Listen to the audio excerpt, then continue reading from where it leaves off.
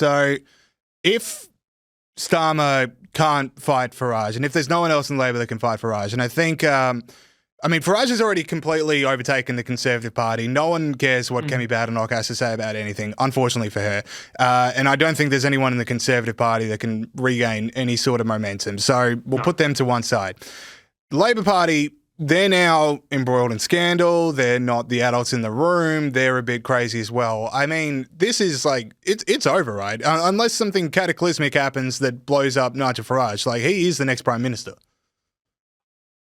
Right. So, you may have known of the American political commentator, sadly, who passed away a few weeks ago, called Scott Adams. And Scott used to have this brilliant line that he would say when myself or Konstantin would ask him a question on trigonometry. And we'd say, what do you think, Scott's going to happen in 3 years or the next election? And he'd always say the same thing. If nothing changes, and it will, then this will happen. And that's it. Well, last month, who would have predicted that this would all come out? No, I don't think anybody would have predicted, apart from the people involved in the Epstein files. But nobody would have predicted that it would have this impact. Nobody would have predicted that it would possibly lead to Starmer resigning. It's impossible. We live in this ultra-chaotic world. And actually, if the Labour Party imploded, and let's say they called a general election in summer of 2026 in a few months' time, that would be the worst possible thing to happen for Reform.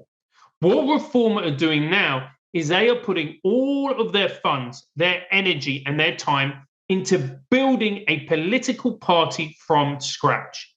That is a huge endeavor. You've got to find all the candidates. You've got to vet them.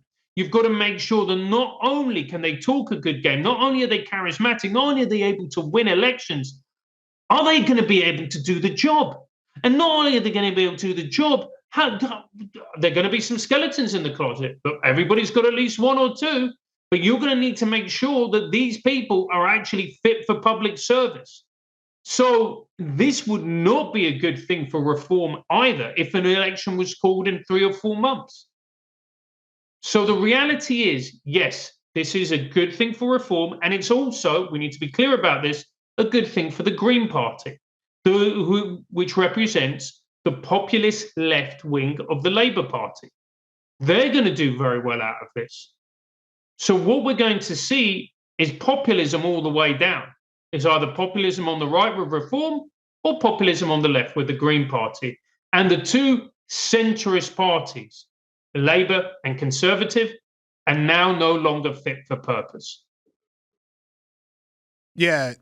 So you said the Greens Party as well. I assume you also mean that this is a massive coup for the Your Party, the Jeremy Corbyn cast off. Maybe they can finally put aside their differences, reform, and take over as UK as we can surely hope for. Well, I don't think Your Party. The only people that Your Party are a threat to are themselves. I mean, this is a party. They talk about wanting to run the country. They can't even launch a mailing list, number one. They decided to vote for a leader. They had a leadership election. They said that they didn't want a leader. So they've kind of got a Politburo of about 6 leaders. But Your Party, whilst I love them and I find them personally adorable, they're not serious contenders. What you have are Reform, and they're not going to win, but they are going to get a few seats, is the Green Party, because they really resonate with young people. The people who feel betrayed by the system, who feel that the system isn't working for them, and guess what? They're right. Who feel that actually the system prioritizes old people over them, guess what? They're right. And who blame capitalism as a result of that, and think that what is needed is socialism. Now, as somebody who your viewers may know has Venezuelan heritage, I think that those ideas are demented, and you only have to pick up a history book and do even the most cursory reading in order to find out how flawed those ideas are. Unfortunately, we're now in a place where these very dangerous ideas resonate with young people and people who feel angry and disenfranchised because they've been excluded from the system. So the real winners in this are going to be Reform or the Greens. Conservatives, like you said before, are done, and I betray no tears for the Conservative Party. They have been done. In their 14 years of government, they were nothing but an absolute disaster for this country. They were a disaster. And in the words of the leader there, Kemi Badenoch, in one of her speeches, we talked right and governed left, effectively gaslighting a nation. So the fact that the Conservative Party are done, quite frankly, they deserve it. And if you ask the average person walking down the street in the UK, they would pretty much tell you the same thing. Labour talked a good game, but have been proven to be just as incompetent, just as sleazy. So we're left with two parties now. It's either Zach Balansky or Nigel Farage. Like I said, pick your shade of populism. Yeah, you hit on something I've been thinking about a lot, which is just the plight of centrist parties in a time of complete lack of public faith in their truth. So I think we have this, so COVID comes along and it really breaks people's trust in the government for very good reasons, right? There was so many lockdowns, so many enforcements, and the more we learned about the disease, the more we learned about what the lockdowns actually did to people, it eroded so much public trust in the government to take care of them and to be truthful with them and to be transparent with them.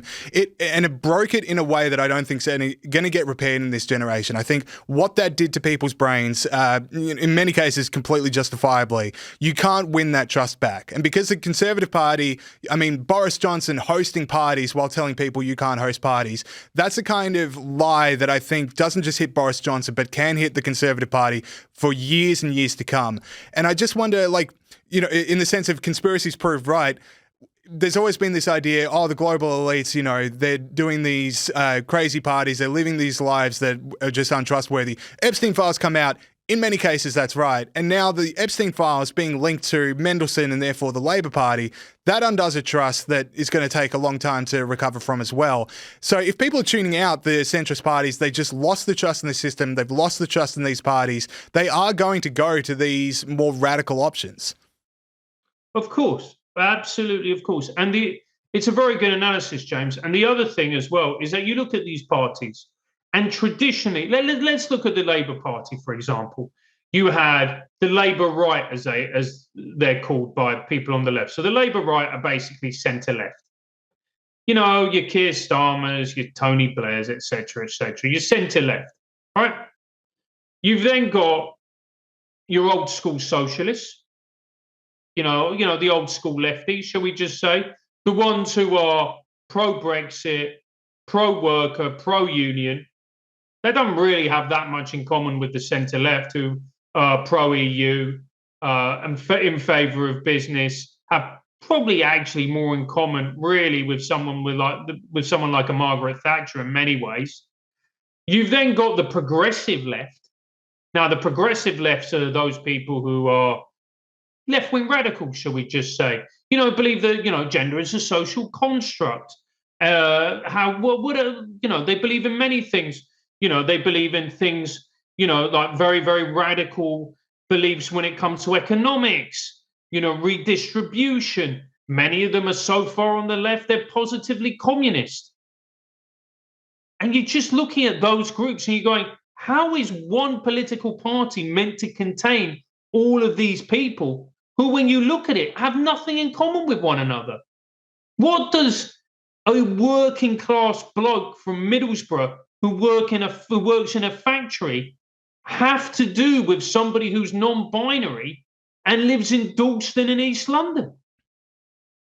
They don't fit. It doesn't work. And the same happens with the Conservative Party, where you've got the libertarians, you've got the old school conservatives, and then you've got the liberal centre-right, who are very, almost Labour-esque in their views, where you have people like Penny Mordaunt saying trans women are women.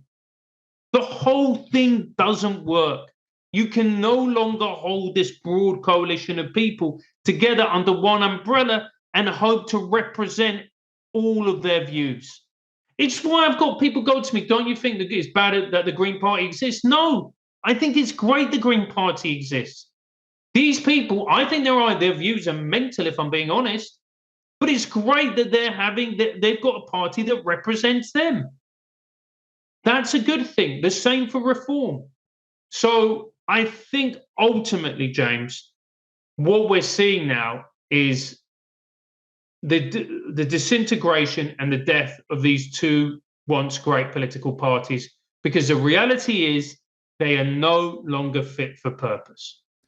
To watch the full interview with myself and Francis Foster from Triggernometry, where we touch on Keir Starmer's prime ministership, the Epstein files, and where Britain is going, please click the link in the description and you can watch the full conversation.